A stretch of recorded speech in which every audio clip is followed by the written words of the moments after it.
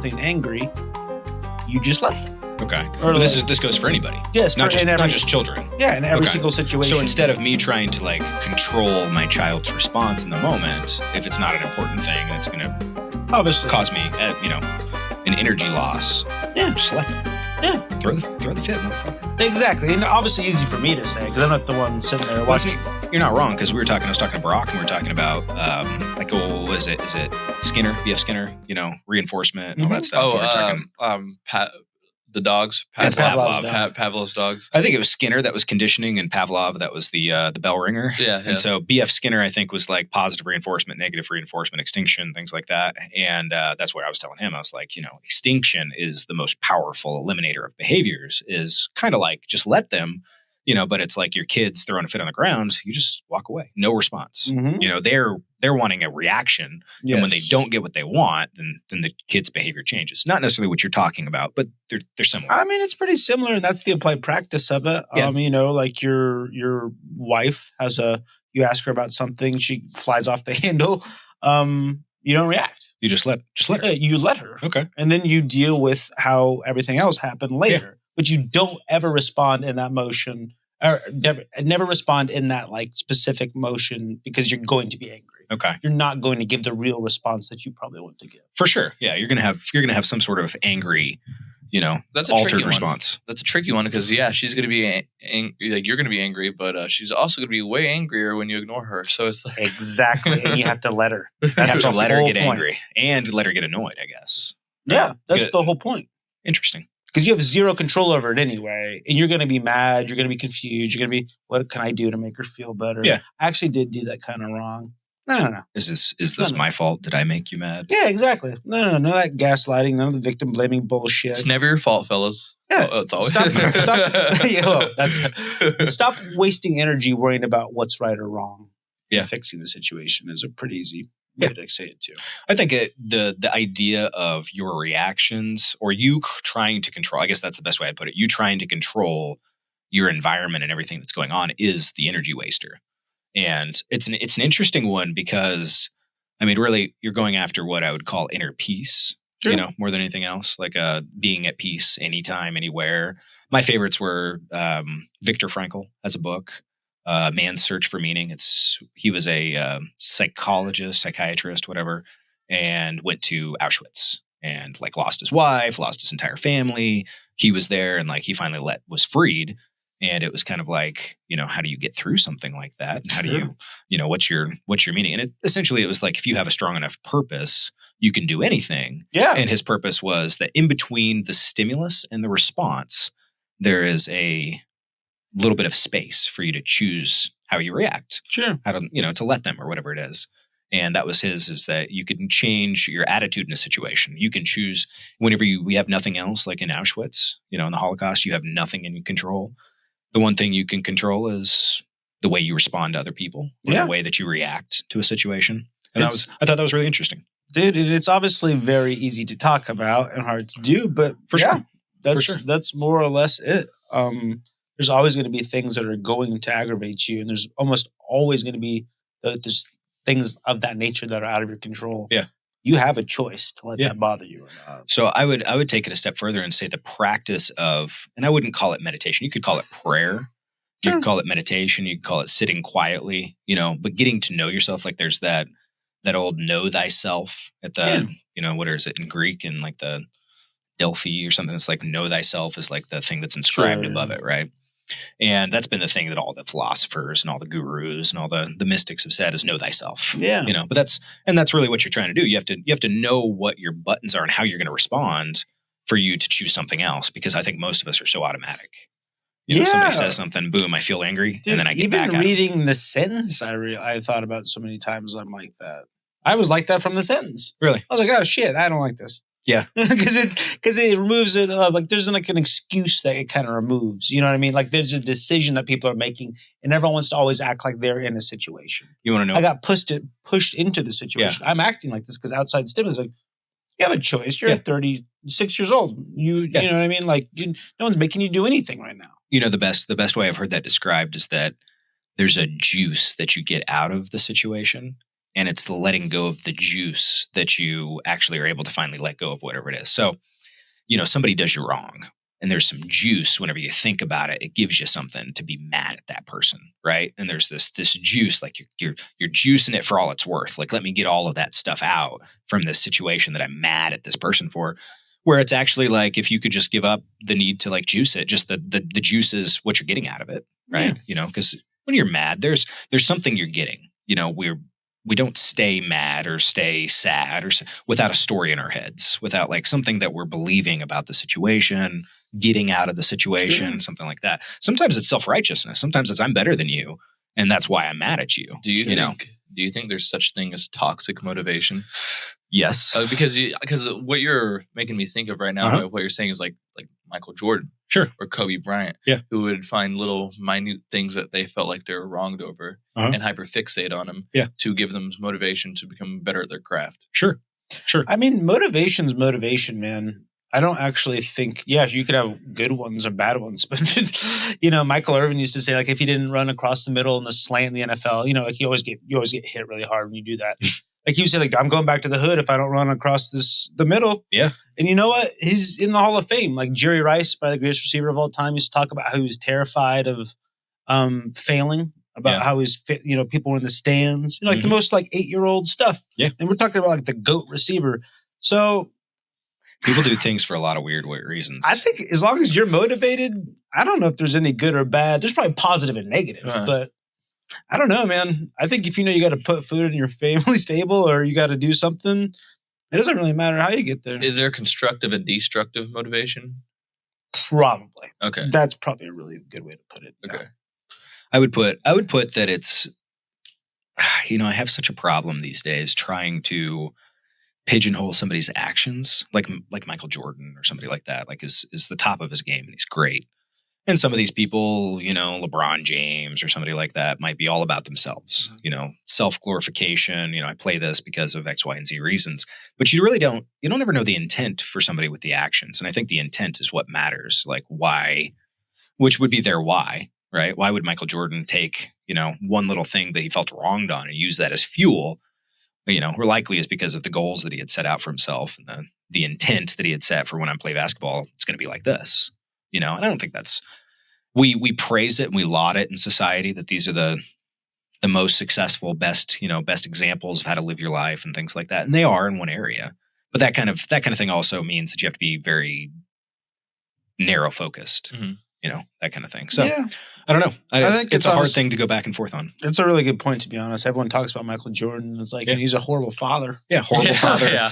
Was he a good husband? No, but that's what I mean. I'm not obviously a good person, Michael Jordan, but those things come at a cost. And it's a very, 100%. Very real thing that people glorify the other ones. It's like, well, Tiger Woods is another great example. It's like great husband. Does everything to be number one. It's like, sure does. Yeah. He's a great golfer. Yeah. I don't care about his personal life either, but like you're saying, it comes at a cost. Yeah, it comes at a cost, and it comes at what's the intent? Like, I feel like there's an intent or you call it a motivation, for why you're going after this goal. I think, the people that do it and say that they're doing, I dedicate my performance to God or something. That's a little different, maybe they're lying, I'd probably be lying. Cap, whatever. Cap. I used to say that too when I was like 8 years old, and I'd get on the podium on like motocross. I'd be like, I'd like to dedicate this to my Lord and Savior. I had no fucking idea what that meant. But like everybody else thought it was cool. So it's like whatever. Players do it all the time. Yeah. So I think the truth is that you have to mean it, right? Like if you mean it and that's when your performance standard is like, well, this is, I'm going to perform at my absolute peak in every way and handle this very seriously because, this is a very serious performance if I dedicated this performance to God. But like, it could just be selfish too. Yeah. Self promoting and, obviously money and fame and fortune and things, so it's really interesting because I don't think you can't look from the outside and know necessarily what's going on. Sure. I'd love to judge people, but it's really hard to. I have a question for you guys. So as you've gone on with as you've aged and whatnot, what do you mean? What do you mean by? I mean, like as you've gotten days older, years mature. Older, and more mature. Sure. And, there always used to be a thing, at least for me, when I was like adults or teachers or what or influencers, whatever, would say that you should do whatever you're doing at 100% and put everything into it because like that's kind of what it shows for it, right? Yeah. And when I was younger, it's just kind of like I was like whatever, like try hard. Sure. So as I get older, you kind of start understanding the significance and the value in that. Yeah. And would you guys say that you've had like similar like revelations as you age and whatnot about putting all that you have into the things that you do instead of just half-assing everything? I definitely think there's an element of trying hard and not like succeeding is not as cool anymore. And that kind of doesn't make me sad. It makes me confused. Like, I don't know why failing became so horrible. I don't know. Maybe it's just like the internet. So, I would think so. Yeah. I would social media. That's what everyone blames everything else on. But I don't know. I really do feel like, we talk about these generational gaps and things that are different all the time. I think that's a real one. It's like trying and failing now is like so mocked. It's like so brutal to fail at anything. That's true. That you inevitably get to that whole. It seems like people don't want to fail, and inevitably they don't want to try. It's like you're a sucker for right. And I'm on the outside looking in, so maybe I'm just the old man looking at. But I don't know. It just when you said it, it really does remind me. Yeah. No. I don't know if that's something that's new in human psychology or not. With people always being afraid of like putting themselves out there. Because the way you put yourself out there, you're going to get criticism from anybody. Doesn't matter what it is. I don't know. I feel like we, as a population, have become more insecure. Okay. Like I would say it's hard to prove, but I know what you mean. Like the average day person, I would say, is significantly more insecure today than they were. Could it say? Yeah, maybe we feel more insecure because we're more aware of. It's more aware of. I think all of the places that you're inferior because there's constantly people showing you in your life you're not that good in fitness, you're not that good with your finances, you're not that good with your business or your job, you're not that good as a father. Like there's all these other areas that you need to be good. Your nutrition needs to get better. Your house should be organized and fucking clean. Like all of these areas for you to keep up with because you're seeing people on social media that show you their highlight reel and it shows you like, here's my life, here's what I'm living. But they don't tell you the truth or anything like that. So I think we become more aware of what other people are doing in life and the comparison game becomes stronger. Would you say that like compared to 20 years ago, the amount of like people that like, I don't know, go to other people's houses for just socializing events, would you say that's dramatically decreased? Yeah. Because think about it. Like when at least I feel like, going over and like people's houses, hanging out, social events, like just was a lot more common back then. I mean, even when like I'd go over to with my dad to his friend's house all the time, that's kind of what we did on the weekends and whatnot. And we just feel like with video games and social media and whatnot, we've just kind of staying more and more into our bubble. Yep. I think honestly, you could talk about this for a week. I think honestly, to make it really quick, humans need community. And I think there's a really direct correlation between that and happiness. We have more things than we've ever had. If you're born right now, there's no reason for you not to be happier than anyone in the history of the world. Yeah. Yet statistics show that people are literally more unhappy than ever. Obviously, there's a million different reasons why, but it's a very interesting thing. So then I would go into, obviously things don't make us happy. Sure. Right. So it's, you're richer, you're wealthier than people. Sure, but tell that to someone without things. No, you have to be able to get the things first. Like if you live in, somewhere that like my father-in-law's in Honduras and they don't have warm water. Like exactly the whole country, like they have a little bit if you're really rich, but like the average person doesn't have hot water. And so he's staying in a place with no hot water. Was natural gas just expensive as shit down there? No idea. But that kind of thing. Yeah, I do think that those people think their problem is like if they were rich like Americans, then my life would be good. And I'd be satisfied. But obviously, you look at Americans and we're not. Yeah, it's like that hot water would change my whole life. But you look. Hold on. You look at the 1%ers or whatever that are the richest of rich, and they're miserable fucks. They act like they're not, but they're miserable fucks too.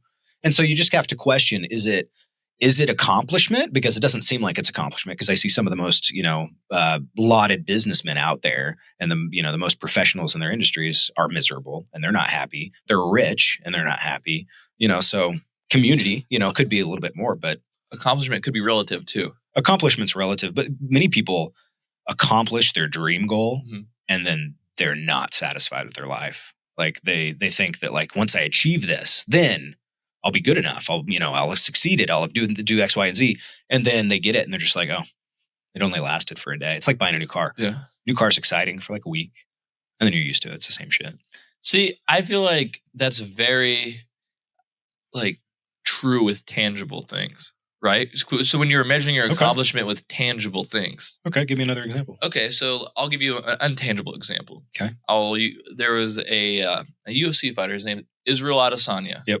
He fought this guy named Alex Pereira. Mhm. Alex Pereira beat him 2 times in kickboxing years ago, but before they came to UFC. Yeah. And then he ended up coming to UFC after Izzy's like the champion, like arguably the best at this weight class, and fights his way up to fight him for the championship and beats him again. Yep. So this dude's been beat 3 times. Yep. And well, they booked the rematch, and this guy was one of the most dominant champions in history. And Izzy knocks him out, 2nd round. Yeah. And what he says on the microphone is, I just wish that all of you listening to this could experience for one time in their life the amount of happiness and fulfillment I feel right now. Yeah. Right? Because that wasn't a tangible accomplishment. Like that wasn't like, money and whatnot. It was it was more like a kind of a vision quest. Yeah. Overcoming an obstacle. Yeah. Yeah. I would say, how long did it last? That was what I was wanting to get to next. Is like, I would love to sit down with him now and say, okay, like 6 months removed, go over it with me. I think you'll find the same thing. I think that you'll find maybe it lasts longer, but like somebody that made a massive company, sold it, got to move to their dream island and like live the life that they always wanted to live because they accomplished like the goal of the business and selling the business, are miserable in 3 months, something like that. I don't think that part of it lasts that long. I think it's like a high. Do you think it, like they create some false context in your head that like once I get here I shouldn't have any problems? Yes. And that once the problems happen, or there's like any average everyday problems that might not have affected them as significantly, they're like, I'm here, I shouldn't have to deal with this. Like, yeah. That's like literally psychology 101. If you want to like say Jared, you want to be happy. I do. I want to be happy. Yeah. So what's keeping you from being happy? All my problems. Yeah, exactly. Yeah. And if those problems went away, you'd be happy. Yeah, I would be. Exactly. Yeah. So like obviously it goes around, but like that's the start of all of those. And that makes sense. Right, exactly. Because you see where it goes and it just walks you down that like pathway of like, well, yeah, happiness is like a choice, but like maybe if some of those things change, maybe you wouldn't still be happy. Yeah. And then you realize really quickly, it's like, well, shit. Maybe if a lot of things change, I might not still be happy. So like maybe changing that one thing that you're so focused on about your unhappiness being the cause of, like, that's probably not the cause at all. No. Sometimes it is, but that's really worth evaluating. Yeah. Now I have another question for you, Jared. Okay. So when you're bodybuilding and seriously and like kind of really into it, did you get more satisfaction and fulfillment out of going to the gym every day and seeing your friends, socializing, talking, hanging out, and feeling like a part of a community? Or did you get it after you got a medal on stage? What was more fulfilling for you? Probably winning would be what I thought was more exciting. Okay, but what do you miss more now? The camaraderie. Yeah, right. Yeah, camaraderie more than anything. Right. Going to a specific gym with certain people and working out. But it's also like, it's the time frame. The time frame is like nostalgia. Yeah, it's like dripped. It's dripped in like this nostalgia of like, oh, that time was really good in my life. Yeah, right. That kind of thing. But I didn't mean that like when I was living that was what I was thinking. Right. Sure. Right? But you don't know what you have until it's gone. Yeah. And that's the whole thing about like, I think what he's kind of alluding to, it's like, you got to enjoy the journey probably. Mm-hmm. Or like, it's just, I feel like we get so caught up in like a task or a goal or something. And it's like, we're so hyper fixated on that we're like unable to enjoy the journey. But everybody's telling you that like this goal is going to be like, what's the most important thing in your life? Yeah. Because they misinterpret it too, because they look at it as a nostalgic factor. They're unable to like differentiate, like, what was it, the journey, or was it like the goal? Troy Aikman, go ahead. No, you start with Troy. Troy Aikman and Emmitt Smith, Michael Irvin, all those guys won so many Super Bowls. They were 1-16 the first season. I remember listening to an interview. He's like, dude, I loved that season. I remember so much about it. We sucked so bad, everything, you know what I mean? Like, he has more memories of that than being on, like the podium and getting all the fame and recognition. It's a very interesting point, in my opinion. It's like, dude, of course you had more fun winning Super Bowls, but what do you remember more? Like, there's a quote. It's a weird. There's a quote, and I'm going to butcher it. So my paraphrase, and it might have been Earl Nightingale, it might have been somebody else, but it said something like, you're going to look back on those times of struggle And those are going to be your favorite times. Is that the times of struggle of like when you thought things were the worst of like building, like if you first part of a company, building a company up or something like that, or, first season of being a shitty team or something like that was, the process of building. That was what they loved. Well, that's what makes it worthwhile, right? Yeah. Yeah. Do you know what the reticular activating system is? Reticular activating system? I do not. I don't actually know if it's a real thing. It may or may not be. Sounds cool. I don't. Reticular activating system, I'm pretty sure it's real. So, when you buy a new car or you're thinking about buying a new car and you go look at it and then all of a sudden you're driving down the road and you see all the cars that people are like, I've been looking at Camrys. Oh, there's a Camry, there's a Camry, there's a Camry, there's a holy shit. I've never realized how many Camrys there are, right? And you did that only because you started looking at them. And so the reticular activating system is that you can only focus on so much, right? Your brain can't possibly take in everything. So you kind of have these key things that your brain is paying attention to. And so the reticular activating system is kind of like, what's important and what are you paying attention to? Most of the time, we're paying attention to our problems. We're paying attention to what's not good. We're paying attention to all these things. And the opposite side is that you could train that reticular activating system, potentially, I don't know, by maybe shifting what you're focused on. Instead of looking for all the problems and all the things in your life that make you unhappy, instead you focus on, gratitude and all the things that are. And that's in a really weird, different nutshell was what I was asking about earlier about mismatchers and all that stuff. Okay, So put them in a perfect situation. Yeah. But either way, that's a different thing. Yeah. So the reticular activating system would be if you could train your brain, to actually look for the blessings in your life, the good things in your life, then maybe you'd be I would you'd be imagine satisfied. that's totally possible. And I must admit, I remember someone saying that. They're talking about the social media thing, about how it's positive or negative. It's like, do you feel better when you get off? I'm like, I don't know. I don't really know. I don't think I feel worse. It's about the same. But that's what I mean. Is just like there's no fulfillment. To be fair, no. I know that. Yeah. I don't think it's evil or wrong. There's nothing wrong with doom scrolling your phone, whatever. No, it's just as bad as anything. Right, but it is an interesting thought. It's like I've never thought about that. Like, do I feel good? Do I feel bad? I don't feel anything at all. Yeah, I think is that a bigger problem? That most people are pointing. Most people are their highlight reel, so they're showing you how good their life is. So I think a lot of people get on social media and their life doesn't compare, and so then they feel bad. But we all know that logically. Yeah, but emotionally, we see somebody else, living the life that we think we want to live. It doesn't matter that they, hate their family and don't spend any time at home and are, up to their eyeballs in debt. It just looks like that vacation that they went on was really nice. I would love to go on that vacation. That's a good point. Mm-hmm. Like in the fact of like being able to identify what's going correct in your life. And then because I try to do that too. Like I have a habit of like looking at social media and seeing other people and I'm like, God damn, and like getting like that competitive sense. For sure. But I also know it's all lies. Yes. Yeah, I know it's lies, and I'll catch myself like kind of like having to talk myself out of that. Yeah.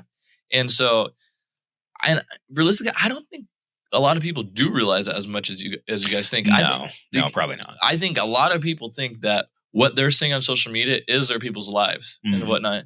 Because like when I was doing more stuff like in Vegas and around like UFC athletes and whatnot, like people thought my life was a lot more interesting than it really was. Like I go and to the PI and film with athletes a couple times a week, but I'm not fucking going and partying with them or like doing this shit. Like, no, it's you kind of fill in your own details and stuff and make up your own bullshit that if something you're seeing from somebody else or something. But yeah, I think comparison, there's that saying, comparison is the thief of joy, whatever it is. Yeah. I mean, that's ultimately what it is, but it's hardwired in your brain.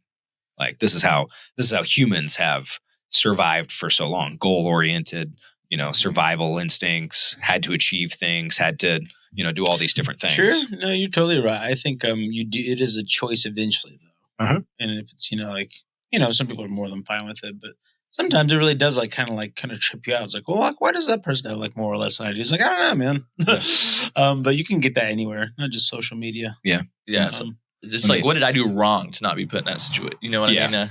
Yeah, I'm sure there's a lot of kids in Haiti right now that are thinking the same thing. I don't think they think about that, if I'm being honest. You don't think? No, I honestly. That's why they're happier. Yeah, that's my whole point. Is the like real we always, irony. you always say like, oh, these kids in Africa don't have food. They'd love this. I don't think the kids in Africa really think about that, if I'm being honest. Yeah. I don't think so. I think we're the only ones that think that. I think that we put so much doom and gloom into shit, and that we are our own mental health issue. I don't think we are the only ones. I think that they probably have different things. Like if they see another kid get something that they don't, then that's going to be a problem. Then they're going to be jealous, you know. But I don't think they're going straight from barely having clean water or anything to eat to I wish I was an American kid with an iPad. Once they see an American come by for the charity work, and all of a sudden you're a missionary coming down to Haiti, and they see you and they see all the stuff you got, I would be surprised if that jealousy does not kick in immediately. Just because it's like whenever I pet one of my dogs and my other dog sees, boom, she's over there. Like I start petting Jax. I'm like, hey, Jax, boom, Molly's on my lap. Like the jealousy is natural. You can't control it. We're also conditioned to be jealous, like as like our like culture and civilization. Yeah. Because like I feel like a lot more Eastern leaning, like Eastern kind of philosophical countries. Yeah. Kind of look at us like which ones do you mean? Well, I mean, I can Eastern philosophical. China, China, gotcha. China, the Middle East, Russia, whatnot. Gotcha. Middle East, Russia. Okay. Yeah. Like I feel like they look at us like we're fucking stupid. Okay. Sometimes. What for? What for? I'm just curious. Like there's a lot of things like social, like look how like it's hard for me to say it without sounding like a bigot. But like this is a podcast. Yeah, it is. So yeah, bring it. Okay, so basically, we can edit this out later. Yeah, now we can edit. We can edit it out. Fuck it. All right. So for example, you have just based on our like Western ideology and how far we're pushing this like LGBTQ plus transgenderism, like it is Russian propaganda is able to take that and twist that and say, hey, we're fighting against this for like the sake of our kids. Yeah. Like the press director for Zelensky is a transgender from Florida. Yeah. Right? Right? So go Russia. That is a way.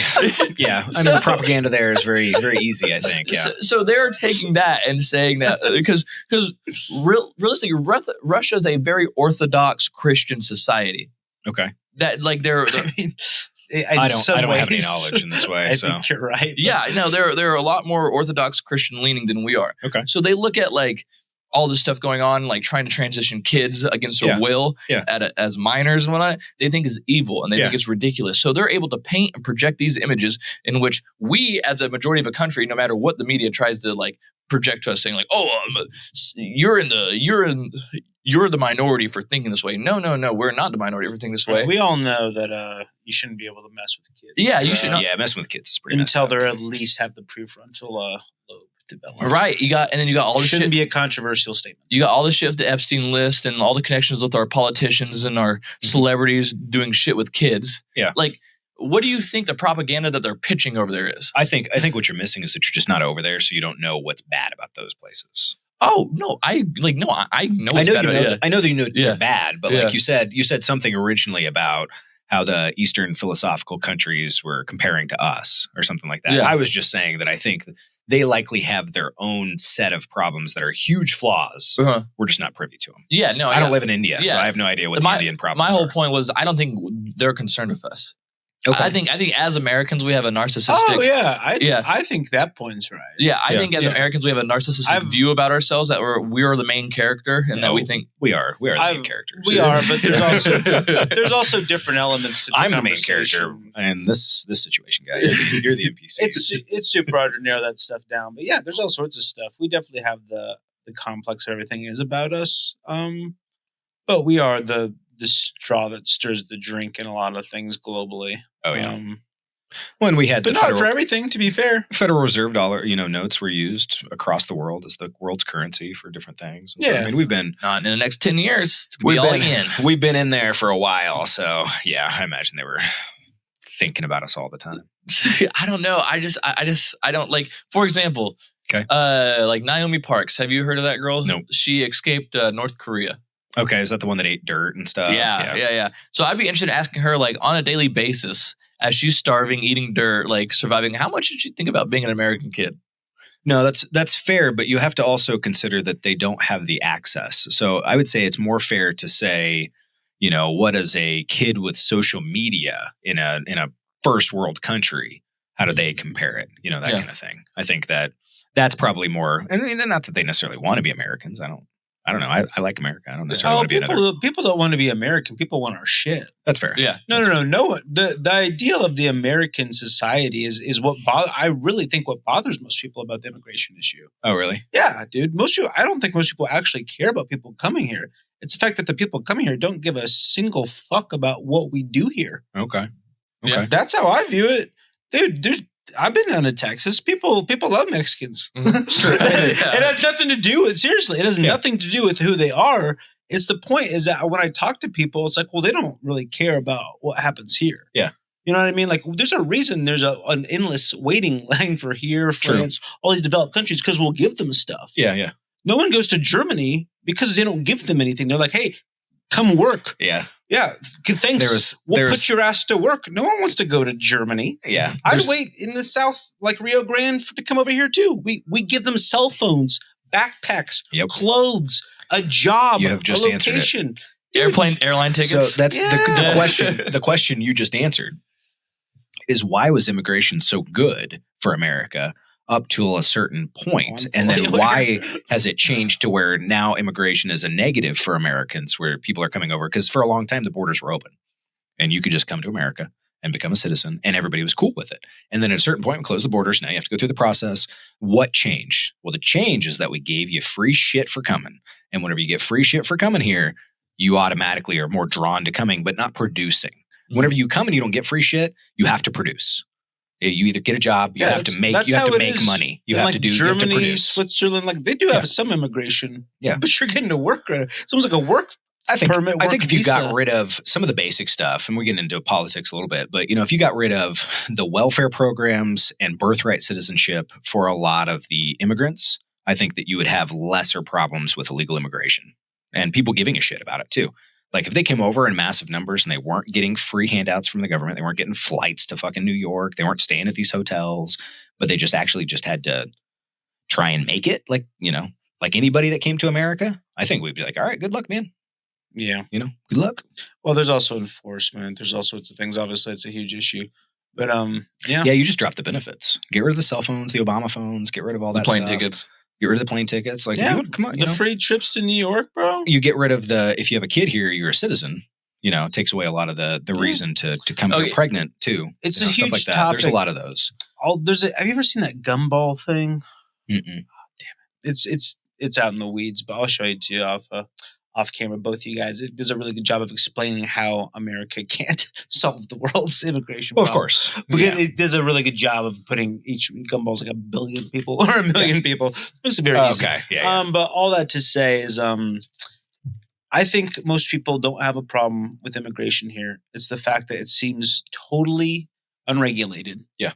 And dude, like I said, maybe this is a personal problem, but I've noticed it my whole life. There's people that come here that love America. Absolutely. And I haven't met any of those people recently. Really? Yeah. Okay.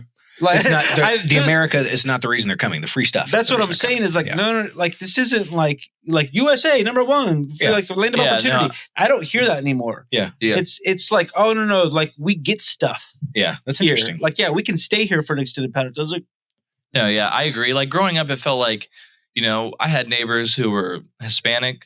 I had neighbors who had just immigrated here from the Middle East. Bro, if you meet a person from Africa, you will never meet a more American person than an African that has come from Africa to America. They love America more than your uncle with a dip in his mouth from Louisiana. It's true. Or a Mexican dad in his 50s. They love dogs so much. Yeah. But, what I was trying to say is like, they would look out for me. Like, they participated in the family dynamic. Nobody was afraid to go over and talk to people and share culture and whatnot.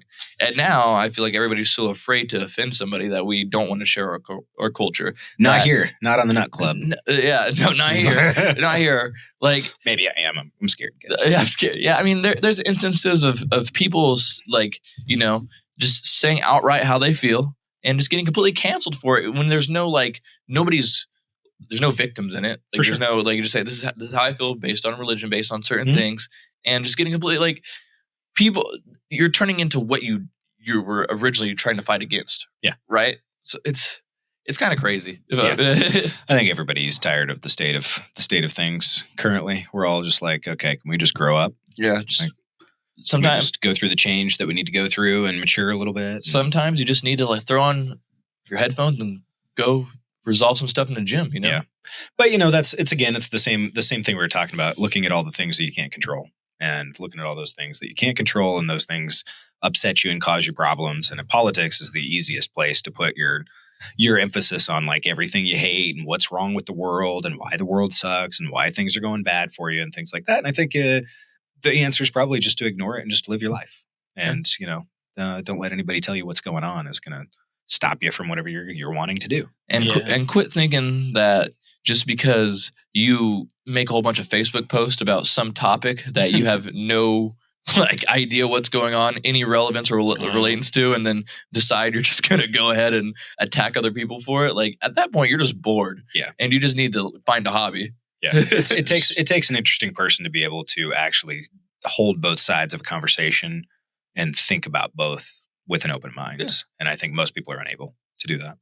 Oh, I'll take it one step further. What if you get to that point, you have all the information, it's all great. Yep. And then you make your conclusion. Yep. Nothing happens. Yeah, nothing would happen. Yeah, exactly. Like if you had Israel, you know what I mean? Like just congratulations. You can choose Israel or Palestine and really be, one way or the other, and it doesn't matter. That's my whole point. The government is going to do whatever the fuck they want to do. That's my point. And you can try to elect the person if you want to, and you should focus on voting in your, all of your elections and things. But beyond that, you are just causing extra stress to your life. That's what I'm saying. Sure. Let them. They're going to keep fighting. I promise you. Let them. Yeah. They're both wrong. Yeah, I like it. Sure, they're both wrong. They're both right. I don't care anymore. The problem is that everybody lives a different life. We have different points of view from different experiences and things like that. So we're never going to see eye to eye. So trying to say, Israel versus Palestine, they both have the claims. Everybody has their own thing. That's why it has to come down to a war of attrition. Yeah, it's just, GG's. Sorry. It's not my fault. Like, I'm not going to pick the winner here because, I'm just not. Fight harder, Palestine. Yeah. God.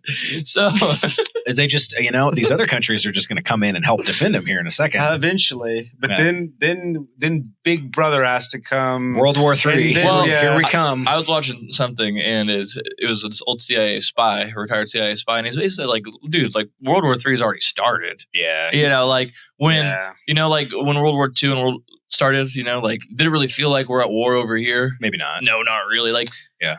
Like it's already started. It just hasn't I think I have the solution. You want to know what it is?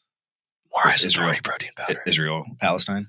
It's to subscribe to the channel. Oh, it is. I'm just kidding. I'm kidding. Subscribe if you haven't subscribed. Subscribe. Nut Club 20%. No, it's actually America does what America does. Goes over and takes the land for ourselves, and then we can let them use it. They're like, no, it's not either your land.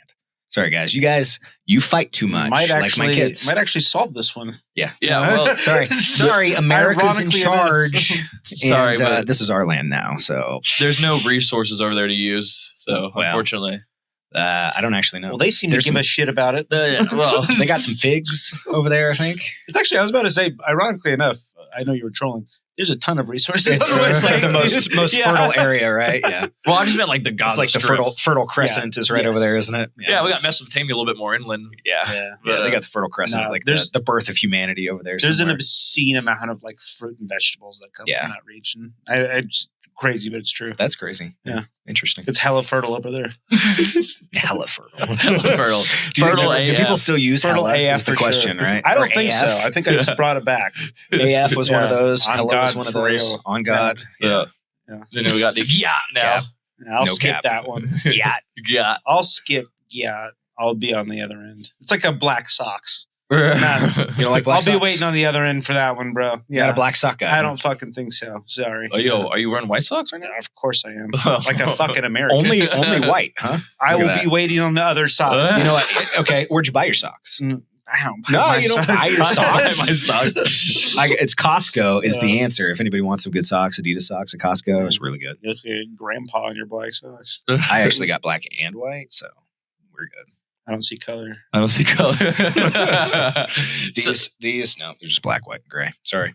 So how much is we'll get into some fitness topics. Yeah, I guess we talked too much shit on the world. Yeah, whatever. What kind of music do you guys listen to when you're working out? I don't.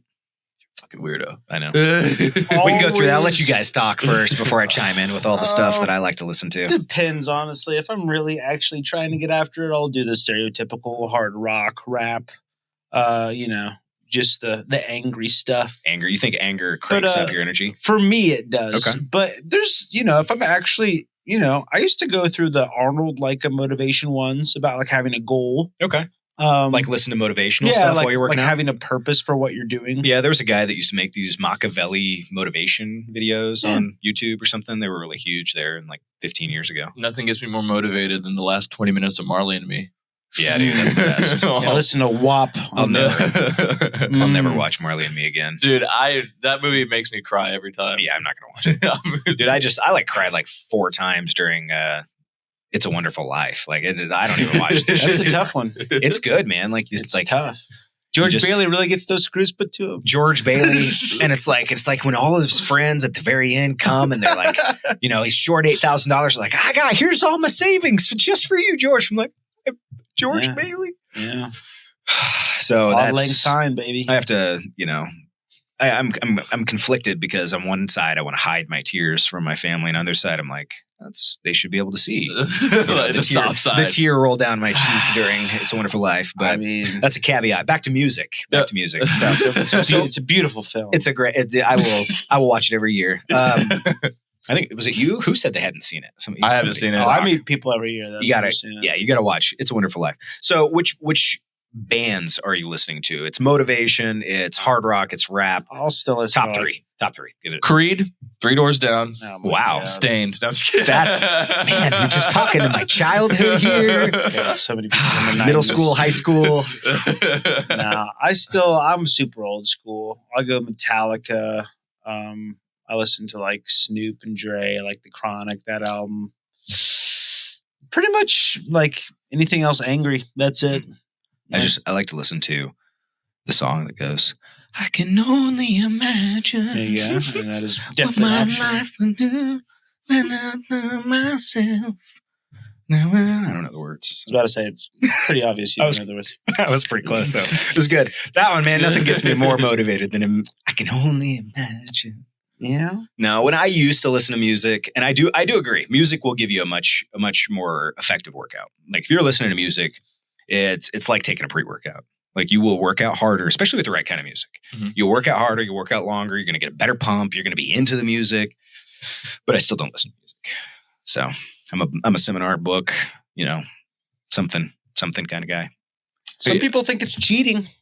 To listen to music? To listen to music. Goggins. The David Goggins of the world. You can't listen to Goggins. Not going to have music when you're Tony Ferguson out in the wilderness. And look how that fight ended up for him. Yeah, I don't know who that is. It's some guy who hired Goggins to be his trainer for a camp. We watched. That was the Christmas party, right? And he got his ass kicked. Yeah. Yeah, it turns out just trying more doesn't always work. Turns out hating yourself is not the answer, Goggins. That's like the same philosophy of those guys. It's like, you don't want to mess with me. Wait till I see red. And I just get red and I see red. Then it's on. Yeah, it doesn't matter what jujitsu moves you got. I just go crazy. That jujitsu stuff doesn't work out in the street. Yeah. Developed on the street, my friend. Yeah. Developed on the street. Developed on and for the streets. Yep. That's interesting. So you listen to music? Yeah, I listen to like rap. Like if I'm working out, it's definitely rap. Okay, has to be rap. But like if I'm like hyping up for like I'm about to fight, then it's like really chill, kind of like calm stuff.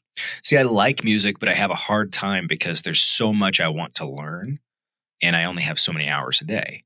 And so if I'm working out for an hour, I feel like that's a prime hour for me to listen to something that I could learn from, that I'm interested in, not just because I wanted to force myself to learn. Like I would want to listen to this anyway. Do you feel like you're taking away the mind-muscle connection by doing that? Maybe a little bit, yeah.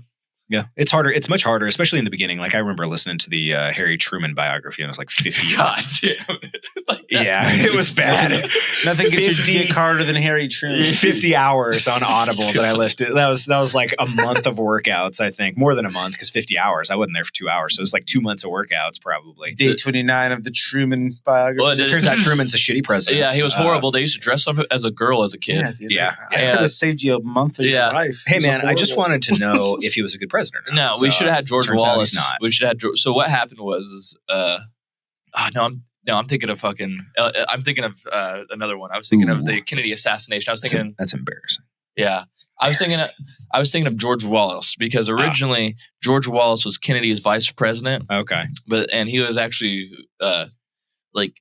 we made some agreements with Russia at the end of World War II that we did not follow up on, basically. Okay. So our government never does that. Yeah. No way. Our government See Native Americans, Russia Chapter 1. hard, fucked them hard, and so George Wallace basically had an idea and would have been a good president to take over after Kennedy to kind of resolve tensions with Russia and the Cold War and whatnot. But you know how America is. I do. And so they did some fidgety shit and had LBJ come in. Yep. But with Truman was also a horrible president. So because he was the one that because FDR made those promises to Russia and whatnot. Like, if you guys help us. And then Truman's like, yeah, fuck you guys. Like, and then that's how the Cold War started. Yeah. That's interesting. I mean, I think you might have skipped a couple things, but I actually think you're wrong, but I don't know anything about it. No, So I'm not wrong. I promise John says, I'm just going to let them. No, I promise. Truman was the one that dropped the atomic bomb, you know. Yeah, I realize that. All right. Yeah, but just making sure. But that was already. When did the Cold War start? Immediately after the World War II. Immediately. Okay. Yeah. Well, because what? Okay. I'm really bad with dates, so I'm not going to throw any flags here. It started with the Korean War, which was in the 50s. It started in 1945. He's right. Bro, he's right. All right. I'm right. I'm telling you, I'm a history nerd. Don't fuck with me. No, but there's. Yeah, I never know dates. I'll gladly. No, I'm not. I'm not a history buff. Yeah, the atom bomb was a good thing, by the way. So you think the atom bomb was the good thing? Yes. Okay. Do you think justified? Yes. Fully justified. Okay. I mean, people of Japan tell you it's justified. Okay. That's the only narrative I need. Okay. So I have a question. I can think that they're wrong, just like they were wrong when they bombed us. You know. Yeah. I have a question for you. Sure. Was it a good or bad thing that another country other than the United States obtained the nuclear bomb, or the atomic bomb? Oh, probably. I hate to say it, but it's true. We can't be the only ones with the nukes. Because you know how that was leaked, right? I've heard all sorts of stories. I'm sure you're about to go into. One of the lead scientists on the Trinity test was a undercover Russian. Yeah, he wasn't a Russian spy, but it was one of the German dudes that we had brought over from the Nazis, and they had kind of gotten to him. Fucking German. I listened to the Oppenheimer biography whenever I was working out as well. Yeah, so I don't remember a lot of it. That's the downside with working out when you're doing it. That's what. Yeah, you listen, 70% of the time, but during the sets, it's harder to pay attention to. But I remember a lot of the details. They really thought Oppenheimer was a spy. Yeah, and they really thought that they were they wiretapped him, and the FBI was watching everything. It was very, very crazy. It was one of the European guys that they had brought over for the program, and he was afraid of what America would do if they were the only country to have. Well, and to be fair, we're the only ones that have done it so far. Yeah, yeah. True. I mean, I don't blame them. I think accountability is good for everybody, right? Transparency is good for everyone, right? Yeah. Yeah. As long as you're on the good side, wink, wink. Yeah. As long as you're on the side of the winners. Yeah. Yeah. I'd like to write the history books. Sure. That's fair. What do you think the history books would have said if the Axis would have won World War II? I mean, that America was evil. So. Yeah. I mean, just flip everything around and put us on the bad side. I think that's most of the time what we see is that one side projects their own beliefs and problems onto the other side. And that's usually what happens is that I can't reconcile that people are just evil and accept that they're evil. I think everybody thinks they're the good guy. Yeah, I think everybody thinks they're the good guy. Probably everyone's thinks they're getting gaslit. Yeah, I mean, you can look at we're just talking about the Oppenheimer movie. You guys have both seen it, right? No. Okay, never mind. Just the biography. You haven't seen Oppenheimer? No. You guys should go watch it because it's very well done. Okay. And 3 hours. I heard it was good. Yeah, and if it was like a TV series that I could watch in 30-minute increment, I'd probably watch it. For the listeners who have already seen Oppenheimer, it's how Robert Downey Jr.'s character does a very good job at thinking that he's doing the right thing, but kind of fucking us in the end because he was the one that pursued Oppenheimer as a spy. Okay. Because he was jealous of Oppenheimer because Oppenheimer said something to Einstein, and then after he said that to Einstein treated this guy differently. So ever since then, he had it out for Oppenheimer and was doing everything he could to make. He did not let Oppenheimer and Einstein do their own thing. Yeah. He should have let them. He should have let them. Just saying. Yeah. Oh, dude, can you imagine that? Can you imagine? Dude, that would have been the hottest collab of the 20th century. Oppenheimer by Einstein. Featuring Albert Einstein. Just saying. That is funny. No, I'm not I don't have all the details on the drop on the A-bomb on the Japanese, but I just feel like if Japan's fine with it, we got to be fine with it. Tokyo got so lucky. Tokyo's pretty crazy since then. They've expanded like crazy. And besides, what's a war? Like, what's the point of having nukes and people committing war crimes? Like, what's the punishment for a war crime? Death. Exactly. Okay. Like, no problem. Okay. Like, Yeah. I think so. Yeah. Like I said, if they're fine with it, I would feel different if they felt wronged. A weird way to think about it, but yeah. I don't know. I've never talked to him about it personally. well, I've never talked to a Japanese person myself, but I've always heard they're okay. Just a thing you've never talked to They're probably any Japanese person ever. The way I I understood heard it, it's very welcome. they're like, yeah, that was a good thing. That was a good thing in our history was when they killed like 200,000 people. No. They're more accepting that they deserve. Okay, that's obviously fair. not a good thing to That's wipe fair. out a couple generations, Yeah. but deserved. So the way that I understood it, whenever I listened to Deserves an my interesting word to use. Deserved. when is I very listened to my word. Truman biography, the way I understood it was they had already surrendered. And Oh they yes, this wasn't for them. That's what they did. Yeah. And I'm joking about it, but I'm being serious. The second one was because they did it, or the first one is because they did it, and the second was for them never to do it again. Yeah. That's real. Yeah, And- they had already surrendered, and because they had already. and then we dropped the A-bomb. Well, Yes. Yeah.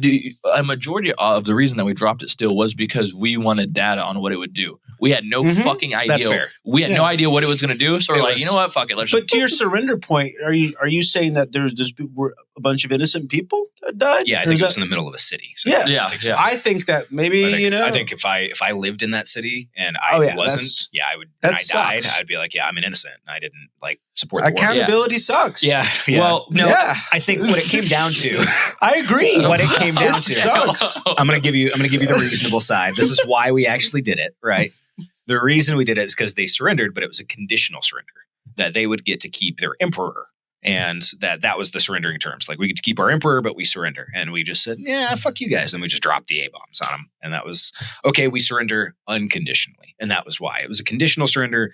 America apparently doesn't accept conditional surrenders, But so no, we dropped. 'cause we wanted to go over there and basically take it over. That's what we did. We owned Japan. But that's what I'm saying is that the surrender had nothing to do with that. No, they just wanted to drop the atom. That just made us look Yeah. bad. But Yeah. obviously we didn't care.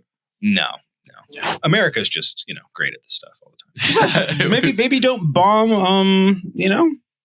Okay, but think Don't about bomb us next think, time. think- How about that? think about the contrast. They So literally that's Afghanistan. They literally and bombed Iraq. They literally bombed like a military base, like a fucking like shipyard, Yeah. and we went and like took out and leveled two whole cities. I Like, didn't say it was tit for tat. I said what they started it. Those were some hardcore guys. Yeah. Yeah. The Japanese, like kamikazes. Oh yeah. Those guys. Yeah. Oh, dude, like Shane Gillis said, that's real courage. That's real courage. What does it take to get somebody to that point? To be able to like sacrifice their life. Entire life of for- indoctrination. Yeah. You think? You think is that? I what- mean, we see it in the radical Muslim world too. that's what I was And gonna like. Between It takes a either, indoctrination, which obviously has to be there, but also a very strong stimulus. I think. I don't know what the Japanese stimulus was. It was honor for them on the kamikaze thing. all the Nazis were on meth. Islam, I think it's more of like a you killed my brother in a drone strike, so I hate America and I want to kill you. I think that's more the Islam side of things. Yeah, no, yeah. I just don't know. Like it's crazy. Like I wonder if you have to alter your like mind. You know what I mean? Like a lot of those people that were going and doing like suicide bombings or like kamikazing, like were they mentally altered at all? What they're going into? Hey man, they had Zen Buddhism over there. Maybe they all were all Zenned out. Hey, that's a good point for our next topic, which Ooh. is the history of religion I love religion. in fitness. Religion and fitness is the best. Yeah. These things go together. Yeah. Like Yeah, lamb and tuna yes. fish. yeah. Yes. This episode is going to do very well or very poorly. So we'll see. We don't care. Yeah, we don't care. This is all for data purposes. Religion and how it ties to fitness. Now, I'm going to need some elaboration on this one. Okay, so for example, yoga and Hinduism. So where it came from. we'll just kind of like the Pantanjali is his name. Pantanjali.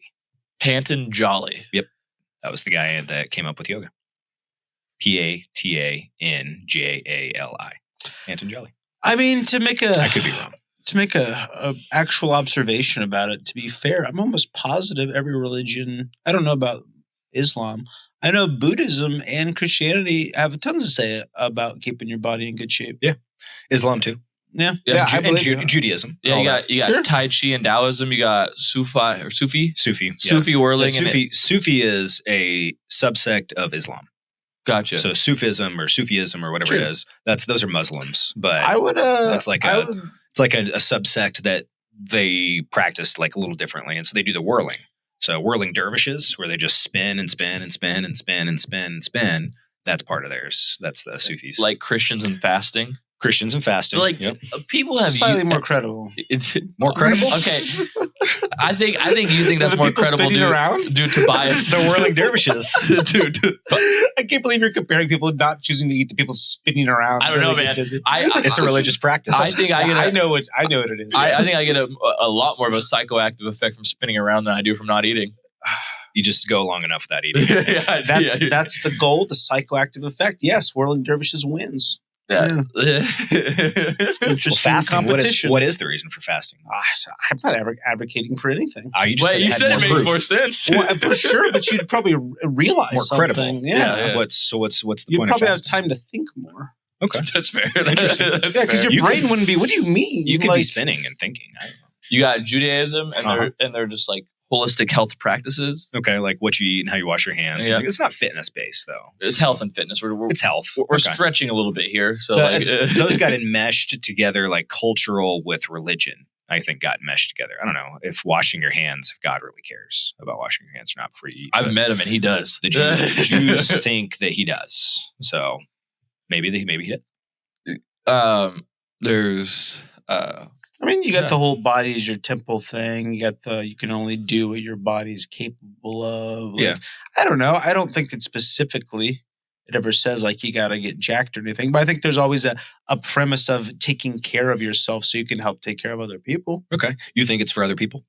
Well, I would assume that's the reason. I don't actually know if I don't really know if they ever say why you need to be in good shape. But it's pretty clear, at least from the Christian standpoint, that I know that you're supposed to try to take care. So I would assume to help others. Yeah, I don't actually have an answer. I was just curious. To help others is a good answer. Yeah, because why else would you need to really take care of yourself besides doing good things? Let's see if we can find where any of these originated. If we can find some origin points for any of these practices. Okay, Pantanjali. Those. Yeah, you were correct on that one. That dates back over 2,000 years ago in the Indian culture. Yeah, it's pretty crazy. So I think. How best to describe this? When you feel bloated, you pay attention to your bloat. When you feel weak, you pay attention to your weakness. When your body feels good, you forget it. And I would say that's the best way I would describe why you should take care of your body in religious practice, is that the body is itself not important. Obviously, you're talking about a spiritual experience.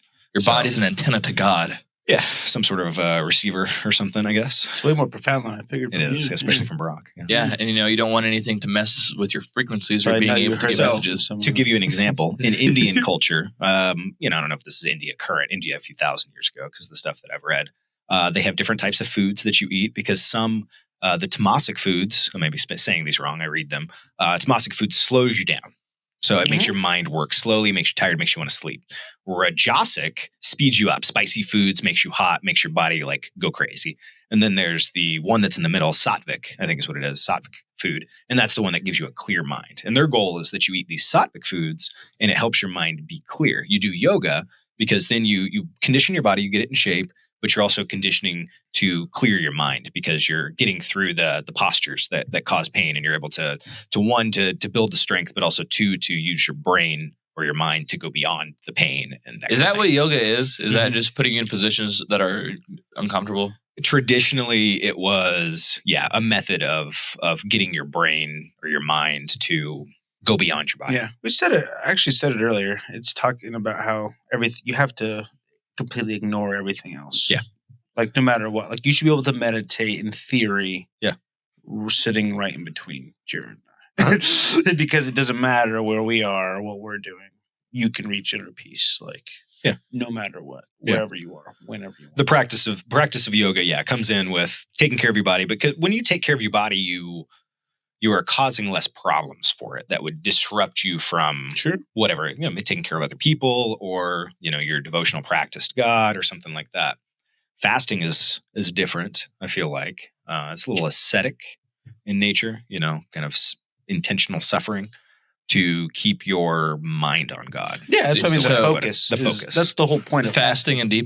Fasting has deep historical roots in Christianity, with practices dating back to early Christian communities. The Bible references various fasting periods and is often associated with penitence, purification, and spiritual discipline. Yeah, I think purification is the best way I would describe it. Purification in yoga, you're purifying your body by eating the right foods, by doing the exercises. In Christianity, you are purifying your body with again fasting and really, if you look at what Jesus said, I think it was like fasting and almsgiving were the main things, giving to the poor. And that's not really physical, but didn't Jesus disappear for a while before he came back? Just 3 days. No. I'm not talking before that. I'm talking from didn't he disappear from his 20s to his 30s for a while? There's just not stories, so most of it's an interesting way to describe it. Most of the Jesus stories are for 3 years, right? His 3 years of ministry is like the Jesus story. So there's a lot of his history that you don't know anything about. I'd be very curious with Jesus. I'd be like, I would really love to know, this little kid named Jesus. I want to know what this little kid was like. Was he a little bit of an asshole, or was he just perfect, Never wrong. Right? He was perfect. That's what they say. Perfection would be lacking, no sin or whatever it was. It doesn't mean that you're, the dude turns over the tables in the money changers in the temple or something. So anger is not a wrong emotion necessarily. Yeah, but I think it was disappointment. Yeah, so from 12 to 30, there's not really any stories. Yeah. So one of the philosophical things that people try to talk about is that he went to India to learn kind of like Hinduism and kind of brought some of those elements back into his practices and whatnot. Interesting. That'd be cool. It'd be cool if that were true. Yeah, I look at Jesus as more of an actual person than some Messiah guy or whatever. So that's the interesting part is that he has to be a person. Yeah. You have to be fully human for him to be Jesus, is fully human and not fully God. I think people like to think of Jesus, if we're talking Christianity, they like to think of Jesus as fully God, but they don't like the Jesus as fully human. Right. Because I that would be way because he has to be fully human. He had to be tired and cranky and hungry and wanted to bitch people out and all sorts of stuff, just like us, for him to actually go through what they said he went through and to be God and be perfect and things like that. He had to have all the temptations. He had to have all the pain, all the suffering, everything like that. So he had to be fully human for that to happen. But I don't know. You know how intelligent I is. I like to think of my Jesus as like a t-shirt on, a mullet, business in the front, party in the back. I like to think of my Jesus as a culturally enriched guy who went from when he was 12 to 30 during those times of the Bible where he wasn't around, he was going and learning other cultures and taking in things and learning about people and whatnot. I imagine that's true, but not India, Greece. You think Greece? Yeah, Greek was, the New Testament was written in Greek. That was the second language for pretty much everybody in that area. Yeah, well, he would have already spoken that because he did speak Greek. Yeah. He spoke Aramaic. They all spoke Greek. That's what I was saying. Yeah, if he was going to go somewhere, it would have been to Greece. I don't know, man. I don't know because you got to. And they also talk about, you got to think for a second who you're talking about, because at this time they talked about Socrates. They knew of Socrates. They knew of Seneca. Seneca, the Stoic philosopher, I believe, is one of them that's mentioned in the New Testament. Mm-hmm. So they knew of these philosophers. And so Greece would be a more I don't know, man, but because but Greece is so known at that point, right? Because it's so it was the center of the world then, basically. It was the Rome. Well, yeah, but Rome got all their shit from Greece. I don't know. Yeah, but because Alexander the Great, one of the most famous Greeks and whatnot, he died trying to take over India. Okay, right. So there has to be some sort of don't know, like a connection, mysterious kind of thing there. You know what I mean? Mystique of India. So I don't know. What would it mean to you if we knew for a fact there was a connection to India? I think it'd be cool. I just think it'd be cool. Like, what would you start doing? It would make my interest in religion a lot more. Just because I think it's. So you'd read more if there was stuff from Jesus from 12 to 30 in it. Would I read more? I've read these. Yeah. I'm trying to figure out what you're saying. So, okay. All right. Yeah. Just because what's interesting is India has such a mystery around the religion and the gurus. Yeah, and exactly.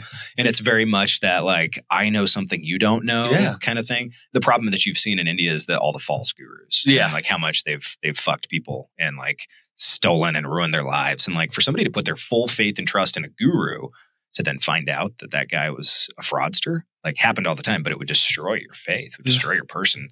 You know, imagine like those people that were in cults that figured out their cults were not real. Like, you know, like it's just destroy you, right? Well, right. Yeah. Or you could just drink the Kool-Aid and you wouldn't even know. Right. It's just bliss. Yeah. No, there's a lot of that. I find the Buddhist and the Hindu religions are very similar. You know, Buddhism and something like Advaita Vedanta is the other one, which is a Hinduism. You know, both of these are considered non-dual in their religions, which is not important. Those are the most similar, in my opinion, is the Hinduism and Buddhism. And then, but you start to notice between all of these that they all have different things. And I don't like to say that all religions are true or anything like that. I think I can piss a lot of people off here. You know, be like, yeah, you can get to heaven through Krishna, you know. You get to heaven through buying enough Ice Authority protein. That's right. No. Yeah, I think I'd piss some people off. And I think it's just an interesting discussion that I like to have more than anything else. But they all have their own ideals and they all have their own things. But I think the thing that I can say, all of them that I've seen, points similar to John, and where John was talking earlier about just let them, and focusing inward and things like that. I think the ultimate for all religions that I've seen, and I could still, I'm still a newbie, would be surrender towards the ultimate power, towards God, towards life, towards the Tao, whatever it is that is flowing. Like the Tao is talked about as like this flowing of life, that if you step into the Tao, like you just go with it, right? Well, the Tao is just life itself and how life goes together and things. And then you have God's will. And that's in the Christianity and Jewish, you have God's will, and same in Muslims, God determines everything. Yeah. The old serenity prayer. If you really look at that, it's in every religion. It's in every religion. It's just like the flood, just like the flood myth. The flood's in every, yeah. Sure. Yeah, exactly.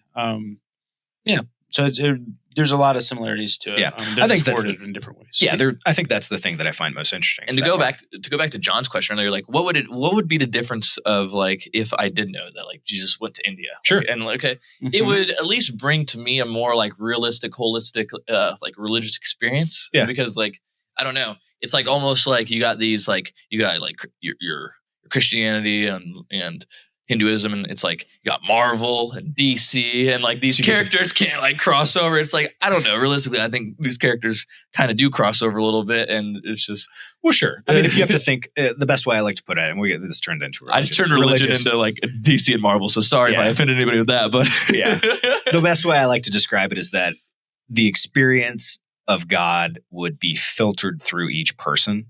And then that would be what I think religion is. Is that if it happened in a Buddhism, in China or Tibet or wherever it is, if that's where that experience happens, it was surrounded by the culture and through the person. And if it happened in India, surrounded through the culture and the person. If it happened in Judaism, comes with everything.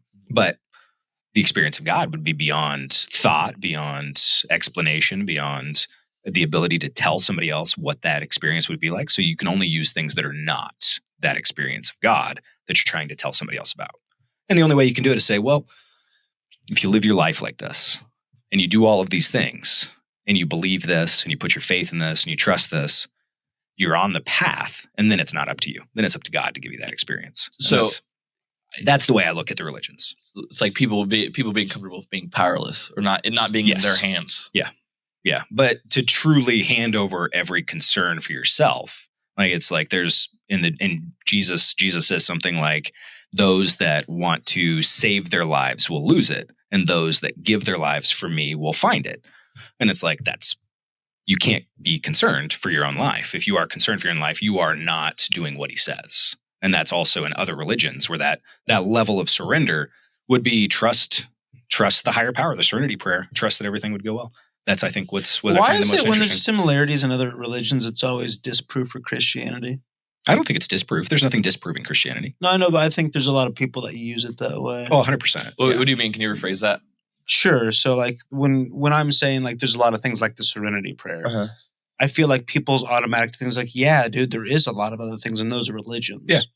Why is that underwhelming tone always that like there's something before Christianity or something different than Christianity?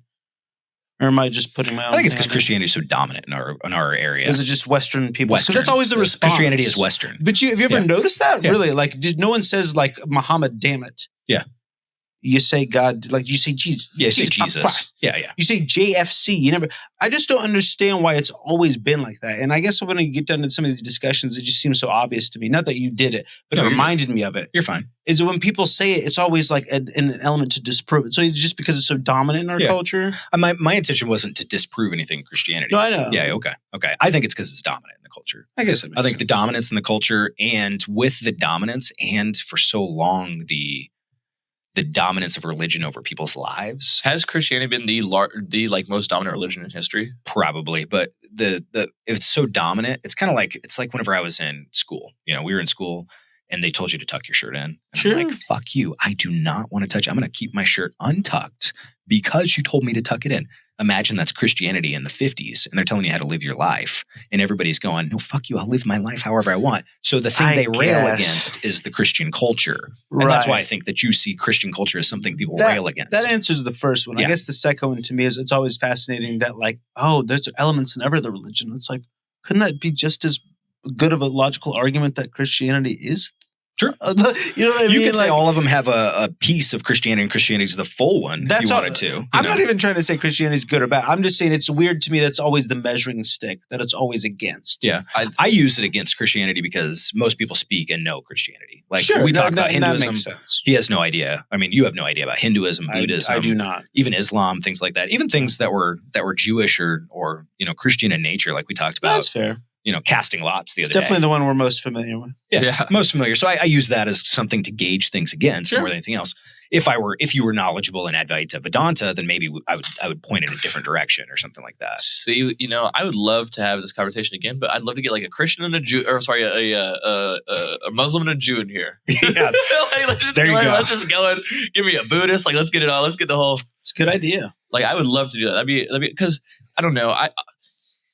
For me, I don't think that like the stories that we're being told or religion we're being told is final. That's where I'm at. It's like what do you mean? Okay, so like I used to be a lot more atheist. Like I used to be an atheist. Like I'm agnostic now. I used to be a hardcore atheist. Sure. And the older I get, the more I realize that saying that there's absolutely no God is just as stupid as saying that like I'm absolutely sure there's like this one. I don't want to say it's ignorant. Yeah. So no, you're 100% right. People are like, I know there's nothing. It's like, okay. No. The more I go on, but exactly. When they gotta shit their pants real bad and they don't have a bathroom, what do you think they're doing? They're praying. God, please, pray I'll do anything. Yeah. That's what I'm saying.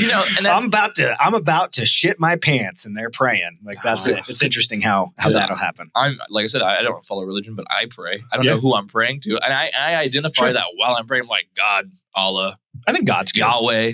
Allah just means God in Arabic. Yeah. I know my wife gets so mad whenever I do that because I would say it's just different language. I know it's just a different language. It's like Dios in Spanish. Yeah. That's why it's so sad all those terrorists yell before they do those horrible things. Yeah, that's true. That's true. What do you think they said in the Crusades, though? That's fair. That's fair. Easy wins. In Jesus' name, I kill thee. Easy win for Christianity, but once again, I think those are more in the name of the Pope. But easy wins rolled. Unfortunately, there's been many heinous things done in the name of many Christians, or not Christians, and many religions. I think every religion in general has had these same things done in different ways. But yeah, like back to what I was saying, like I just don't think we have a holistic view. I think there's so many commonalities between different religions. Yeah, everybody has a flood story. Everybody has like just very similar stories where I feel like there is truth behind every religion, and it's just like we don't really understand or know what it is yet. Yeah. Yeah, there's another way somebody phrased this recently. It's there's truth in every religion. it could just be a piece, I suppose. Yeah, that's what I'm saying. Like a small piece that's mixed in there. That's kind of the way I look at it. I mean, I'm if God is going to reveal himself, he's going to do it to everybody, and he's going to give everybody the opportunity. And it's not going to be just this one group of people that are the chosen people that first got you get the secret. Nobody else gets the secret, right? God is love. Everyone's equal.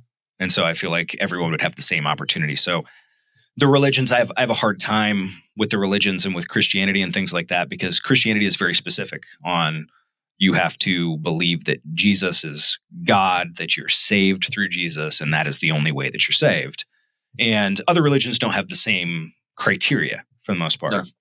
It's more Which somehow makes them more interesting to some people. Makes it more interesting, for sure. Dude, it's just hard to get on board, right? Just because you see people who are struggling in this economy, and then you see a church paying off their $5 million mortgage in a year. Yeah. So it's like, I think you have a lot of problems with people who practice religion. It's the religious people, not for sure. a lot of problems with religion. Yeah, that's a good way to put it. I have a lot of people I talk to. But my only idea of religion is from interpretations of people. So sure, but religion has nothing inherently flawed. It's you that would have to actually go through and try to find that out yourself. Yeah, and that's why I always tell you all the time what would have to change for you to start doing some of this. I saw an interesting comment on social media. Sorry, I'm just going to butt right in here. There was an interesting comment. I don't remember where it was. It was religious based, but somebody commented on a Christian post or something like that with typical Brocs, kind of like God doesn't exist. You guys with your fairy tales and blah, blah, blah. Yeah, and this other guy responded and he had a really interesting point of view. And I really liked it. And he said, hey man, that part of you that wants to disprove religion is God calling you to investigate religion and to investigate God and to find out for yourself. That's why you're interested in commenting on these posts. That's why you're interested in disproving that this is real.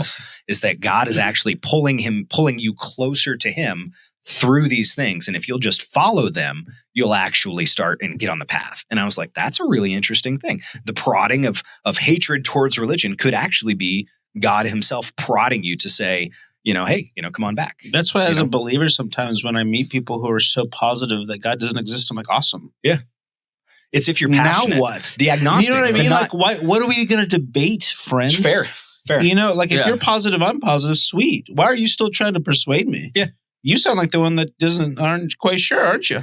And that's true. Right. That's true. The person who's positive doesn't worry about that outcome. It happens on both sides. There are, there are the Christians that are trying to convince and vice versa. But I was like, that's a very interesting thing. And I would say the same thing would be true if you live in India and you feel this disproving Indian religion, would it not be the path to finding God? Right? Couldn't God be tugging on those strings just a little bit and saying, hey, it's me. You're interested in this. Keep looking, kind of thing. They call them seekers for a reason, right? Because they're seeking God. And it's just happens however. I think it's mystical. I think it's beyond explanation. I think it's something that you can't explain. And I think that it can't be pigeonholed the way that we want to. Is like, well, there's steps. First you say this, then you say this, and then you're saved. If you believe it, then you're saved. And I think there's just, more to it. You could say the same thing about those guys who are commenting on people's posts saying, you're on steroids. There's no way you're not getting that physique about gear. That's true. That's just God telling you that you need to take steroids and start working out because you're interested. It could be. You may just be interested in steroids. If you want to take them, try them. There's nothing in the Bible about, There probably is. Thou shalt not taketh HGH. Yeah. That's a whole new area to talk about. Could you take testosterone replacement or, could you take HGH or all these other drugs? Or maybe you're a bodybuilder and that's your profession and you're taking steroids and you're a Christian. Would that be against, I thought the only issue is with mind-altering substances. I never perceived an issue in religion with steroids or anything like that. It's fair. Because I thought it was always anything that would alter your mind. I thought that was. I think that's the main one. Okay, yeah. I wasn't but there was other things like Jews and Muslims can't eat pork. Right? Yeah, because unclean animal. Unclean and animal. that's like a cultural thing. Because we were just talking the other day about like a lot of that's in Old Testament. yeah, that's That's why I said Jews and Muslims. Yeah, that's a cultural thing. Like we were just talking about how pigs are dirty animals. Yeah. On how when they're like wild boars, they're a lot different when they're like farm pigs and whatnot. They like physically change. It's like, why the fuck would you eat that? So it makes sense why a lot of those they're nasty animals. Yeah, those older religions, especially in those like coming from those regions, that's kind of probably brought in from culture. Yeah, and I think there's a lot of culture mixed with religion, and I think that's part of the issue is trying to differentiate the two, right? Yeah. Well, interesting. I think we had a very interesting podcast today. It's a little different today. Yeah, we saved a couple topics for next time. Okay. So I just didn't really feel like there was a good time to plug those in, and I liked the conversation we're having, so I just figured we can save these for next time. Yeah, interesting combo. Indeed. Well, if you haven't subscribed yet, subscribe. The time is now. No better time than right now or 2 minutes ago. That conversation doesn't convince you, nothing will. That's true. That's true. Yeah. We went everywhere. We went all over the place. If you have any questions about where we stand on anything, they just got answered right there. The answers are there. Yeah. So let me ask you, what's your religious practice you're going to try? My religious practice I'm going to try. So what I've been wanting to do, and I told this to my wife actually. Yeah. And I said, I want to start listening to like the Quran and the Bible and they're pretty boring. Yeah. And the Torah. Yeah. And just like as I go to sleep at night. Okay. And but I'm afraid she was going to judge me. She's like, oh, I totally would judge you. I'm like, that's why I'm putting in fucking headphones. So before you go to sleep though. Yeah. So you can listen to them not while you're sleeping. No, like I put them in and I'll probably fall asleep listening to it. But like I turn your sleep timer on for like 30 minutes or something. Yeah, but I also like the first 10, 15 minutes you're sleeping, you're also taking in that information. Okay. You're learning it still. So it's as long as I set the timer right, it's still pretty useful. Okay. But I don't know. I find that very interesting on people who are like hardcore Christians or like hardcore Muslims, hardcore Jews, and like unwilling to go and look at other scriptures just to understand the other person. I don't think you have to, but I think it's beneficial to. Yeah, that's something I definitely like to do. And if there's any like Jews or Christians or Muslims out there that want to like share some of your insights, like we'd love to hear it. Yeah. We'd love to hear it. We're an open communication forum here. Yeah, the Nut Club. We're just nuts, guys. Yeah, we're just nuts. We love it all. Yeah, exactly. No, I find them all interesting too. I would take it and I'd be curious, especially in other places, because I think Americans especially idealize Buddhism or Hinduism and like what it would be like in other countries. So I'd be curious what it's really like. For one of those people. Yeah. So. I have one last question for John before we finish this off that I kind of thought of. With like the way the scripture's written out, I guess, or like the Holy Bible as a whole, do you think that everything that's like, do you feel like that's a holistic idea of Christianity, or do you think it could be better? Is what I'm saying. So I think there's better. Wait, say it one more time. Do you, with like the King James Bible and like, what we have is like, do you feel like that's a holistic version of Christianity as itself? Or like, do you feel like through time and errors by people, like humans, not religious error. I think that book is perfect. You think so? Okay. Yeah. Okay. I was just curious. I'm like, I wasn't. No, I know. I'm not taking any weird offense to it. I think of that. I've heard that a lot throughout time. That like God obviously got men to write it, so there's going to be a lot of inherent flaws. But you answered the way I think about it was the first point. So if God got something to write something, to me, there's not going to be any flaws. Even the way it's constructed, like put together, like if there's like there's all sorts of translation things. Yeah. You get into the weeds with that stuff, obviously, right away. And there's the Orthodox Bible, sure, has like an extra 8 books or something like passed out throughout the years. You got the Pentateuch, those kind of Catholic things. Bible. What about? I think the biggest area and what I think is most interesting is there's not always a direct translation for things in Greek, right? So they have to give you their best idea. So that's why there's so many translations. Yeah, I know. So you have to try multiple translations, and maybe like the same verse, you kind of look at 2 or 3 different translations. You really want to get to it, you're going to have to learn Hebrew or Greek, which is really hard. You can learn Latin. But a lot of what really gets down to it is what Jared just said. It's interpretations. There's certain things where there's something's meant something that doesn't quite mean the same now. But you're going to be able to get the same connotations from those books. And I don't think that anything has changed or needs to be updated at all. I think, to be fair, I know you didn't ask that. I've never heard that asked about the Quran or anything else either. That's what I mean is Christianity to me gets a really weird specific treatment when you're talking about religions. And That the Quran was written all by Muhammad at one time. Sure. But what I'm saying is that no one questions the validity of other religious texts. Like Joseph Smith and its tablets. Okay, we all know that's bullshit. We definitely, yeah. Okay, Listen, so, we like, definitely question the validity of Joseph Smith and his golden tablets. So, no offense, all of the people that love Joseph Smith, but sure. But my point is that it seems to be more open to criticism, which I'm fine with. Yeah. But all I'm saying is that I feel like it stands up pretty well. Let me ask you another question. We're just going to keep rolling. Do you think that the Bible was dictated? Somebody like Moses that wrote like the Torah, do you think he had it dictated to him from God? Or do you think it was more like he was inspired to write something and he wrote what came out? I mean, if you really get down to it, you could probably argue both. Okay. I mean, you read someone like Moses' thing, that's probably seems like a pretty direct thing. Yeah. And you read a book like Luke. Yeah. That seems like a lot more the second one. Okay. So I think it's really hard to answer, but I think if you're honest with yourself and you read it, you can probably see both. Okay. What's interesting? Yeah. What about like?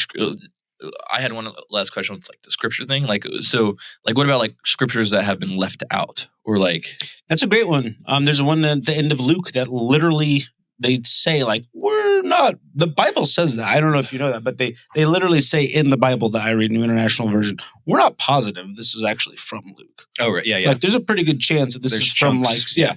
So there's a little more. I'm not saying that makes it all verifiable and proof and everything, but there's a couple of those things where it's actually a little more ambiguous than you'd probably think. Yeah, I was more thinking like the Dead Sea Scrolls that were found. I think they were accurate up to like what they found. Everything was accurate on those. Yeah, like so that's not in the Bible though. The Dead Sea Scrolls, I think, had copies of like the Old Testament with it, and what they found were 100% identical to what we have currently. And so they found that there was going to bring that up, but yeah, there was extra writing in the Dead Sea Scrolls with the Qumran is they call them Q, I think, Q writings. And the Q writings, they're not included in the Bible, but that was a community of people that were worshiping Jesus, I believe, after his, the first century. I think his Qumran was the first century. Yeah, because like the first 2 centuries of Christianity were pretty weird. Have you ever heard of the Gnostic texts? Yes. Okay. Yeah. The Gnostic ones are the ones that you are pretty blasphemous to Christians. And they have all sorts of other things. Like there's the Gospel of Mary Magdalene or something like that. Yeah. There's even Catholics don't acknowledge those. No, the Gnostic texts are very controversial. Weren't they a sex cult? Yeah, I don't know. Christianity was like when they say, look, Christianity started off as a sex cult. Weren't they talking about the Gnostics or whatever? They might have been. I mean, they had some weird views, and so a lot of people don't believe them. But then they had, the Gospel of Thomas was one of the Gnostic texts that they found in like the 40s or something like that, and it's pretty close to what the Bible says, but it's just not a book. It's more like a collection of sayings. So that's my question. Where does stuff like that fall? Like that, the Dead Sea Scrolls, where does that fall on like order of importance? If it's not in the Bible, it's not in the Bible. But for what it's worth, like some of that stuff, Dead Sea Scrolls is more of a historic thing, but they've verified and used that for a lot of different things. Yeah. Well, that's why those like there's a lot of parts in the Bible or like that were like, right, like Dead Sea Scrolls, like you said, historical context. There's other like lost scriptures like that have more of a historical relevance to it, and I find those are the ones that are interesting. Yeah, it's the Library of Nag Hammadi, I think, is where they found like so many not the Dead Sea, but like the Gnostic texts and like religious texts, and I don't think they've even like translated a vast majority of them. Can't, but they go ahead. It gets back to that whole thing about this proves something to some people and means nothing to other people. But I know that's not what you're asking, but just to beat you there. One more thing. Yeah. Okay, so I feel like with Christianity or religion, we feel like it's funny how all important events have already taken place. Well, except for one big one. Well, Armageddon, like the end of the world, the right? Rapture. Yeah, the biggest one. There's a whole discussion. The whole point. Yeah, I was about to say we're not getting out of here. No, I know, but we don't need to have this discussion on the rapture and things. No, that's not on the rapture. It's like the way you say now. It's like, okay, Scripture is set. This is what it's meant to be, and it's like, well, Christianity evolved from Judaism and it evolved into what it is. Like, do you want to ever evolving book? Do I ever want to evolve a book? Do you want a book that is currently evolving? He wants a changing book. Do you want a book that changes with the times and is updated? That's where you get to something that could be beneficial and very scary. Well, so the way I That's look all at I'm asking you. Is that I don't know because I haven't. If you had a book that was current to our time that you felt was current, would you think it was more valid? No, it's not even that. It's not about like having a book. It's like having the like acceptance that maybe there are like religious events or stuff that could be happening in our lifetime that could add on to the story. Of course. There has to, if it's a living God that's alive, that is current, well, there has to be things going on right now. Yeah.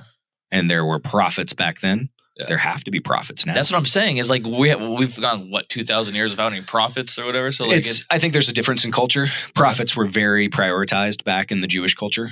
And so prophets, there are a lot of people that pretended to be false prophets were very popular, and people would come out and claim to be prophets. And they had a litmus test that I learned about recently, which was that their prophecies would have to come true within a lifetime, 60 years or so. Yeah. And if their prophecies didn't come true within 60 years, they didn't go in the Bible. How crazy they were not real. Sorry, you got 60 years for the Bible prophecies to come true, but Pfizer gets 100 years for their vaccinations to come out. That's a good one. Can't make this shit up, right? That's a good one. There's got to still, if it's true, there's got to still be prophets. There's got to still be, God working in the world. There's still got to be people that are having these same experiences like Moses and people like that. But we probably don't give a shit about those people these days. And I don't think they would be the people that would be looking for attention. Yeah, maybe Joseph Smith wasn't full of shit. He found the golden tablets. An angel told him what they said. He got some glasses to read them, and then he copied it down. And then he showed it to like 5 or 6 people, I think. So maybe we're wrong. I've never read it, so I can't actually give an opinion on what Joseph Smith said. So yeah, I'm going to go ahead and say it's bullshit. We should go to BYU and ask them. My favorites are like, would you take $1 million or 5 minutes with Joseph Smith? Or they're like 5 minutes of Joseph Smith. It's like, shut the fuck up. No, they're like, I'd take the $1 million. And they're like, really? Why? Well, I'm going to meet Joseph Smith someday, so I just take the $1 million. Like, okay. Oh, nice, genius. Yeah, I'm like, that's it. So, all right, that's good. That's good into the podcast here. If you have not had a chance to subscribe, please hit that subscribe button. And if you'll do me another favor, send this to 5 of your friends. 5 of your friends. 5 of them. Richie included. Yeah, Richie. I don't think Richie listens anymore. Yeah, I don't think so either. I love you, Richie. All right. Thanks for cranking one out with the Nut Club. Thanks for cranking out with the Nut Club. Peace out. A-Town down. Peace out.